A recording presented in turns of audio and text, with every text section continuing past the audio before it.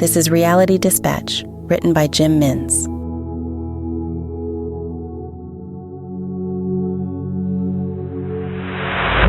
The purpose was efficiency and improved productivity.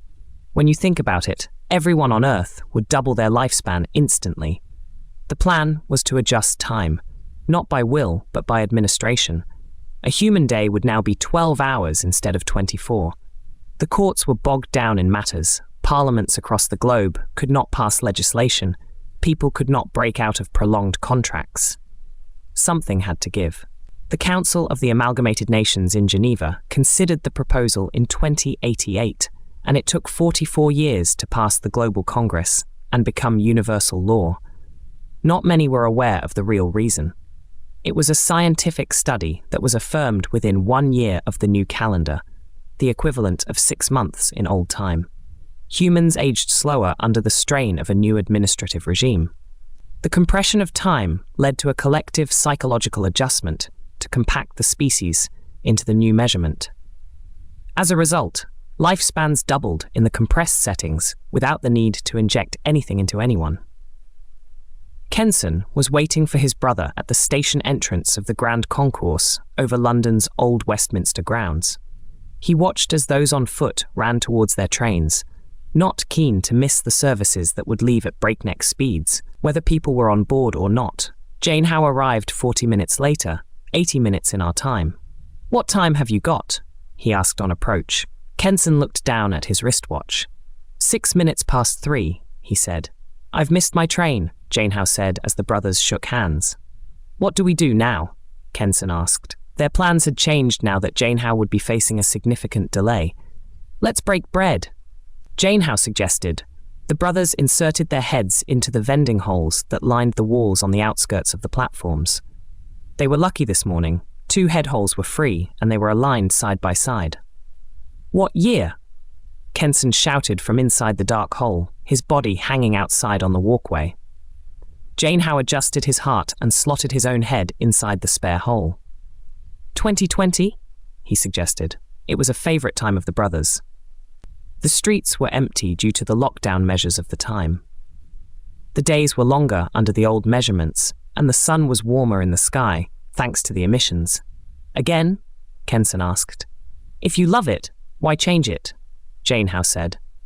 The brothers closed their eyes collectively and let the circuits inside the head portal inflict the necessary strikes on their prefrontal cortex to place their consciousness into a subconscious state and send them back in time, even if the experience was illusory.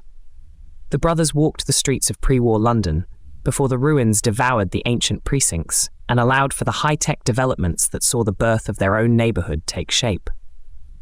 "How long have we got in here?" Kenson asked. "I've got 8 hours until my next train," he said. They strolled past Piccadilly Circus and observed a police car patrolling the empty streets, looking for loiterers. They had never been approached, which never sat well with their lizard brains. As the experience was so real, they were almost disappointed to not be welcomed into such a world. "That's like 4 hours in this world," Kenson said. "Yeah, way shorter. If only we could go back here for real," said Jane Howe. "No, same amount of time," Kenson corrected. "Oh yeah, you're right. Why did they change it?" Jay wondered. "The rumor that everyone seems to accept is that we all age slower as a result. But I think that's bullshit," Ken said. "I think it was a move to get productivity growth to spur. I think the big corporations couldn't adjust their margins large enough to get output in 24 hours. They wanted to double their profits, so they doubled the amount of days we have to live on Earth. It was all a big scam," he said as he kicked an old McDonald's chip packet, a relic from the past. "I've never heard that one before," Jay said. "Think about it. How many times have you gone to sleep and never seen the moon? Twice a week. You know, our ancestors used to see the moon every night, and that's how they knew it was time to go to sleep. Our bodies weren't built for the 12-hour cycle. The Earth rotates around the sun in 24 hours. That's how long it takes. It wasn't people who dictated our life cycles, it was the natural turning of the Earth," he said. "You're a big believer in all of that stuff, aren't you?" Jay asked. "Look where we are. The simulations are the most popular form of entertainment. Now, why is that? Jay shrugged. Because people want to get a taste of the slow state of things. Everyone is running around rushing to catch up. Everyone knows that our ancestors used to live on these expanded time frames, and they are drawn here not because they love to leave their lives, it's because they don't want their time sucked away in an instant. They want to experience the true nature of a minute, an hour, and a second. The real measurement of a second. That is, not this forced, condensed version. When they changed it, they shaved off half our lives, Kenson said angrily. You sound like one of those crazy people, Jane Howe laughed. Laugh at me all you want, but I'm never going to believe that our lives doubled with the shrinking of time. When they cut our days, they cut us. But it's all you've ever known, Jane Howe said. Wrong. I've known this place.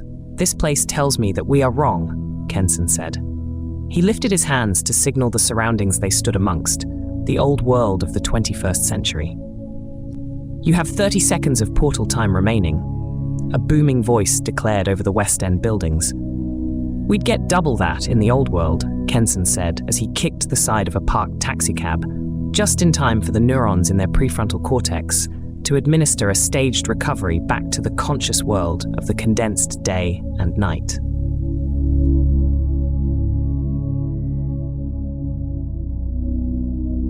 For more stories of fact-based fiction, head to jimmins.substack.com.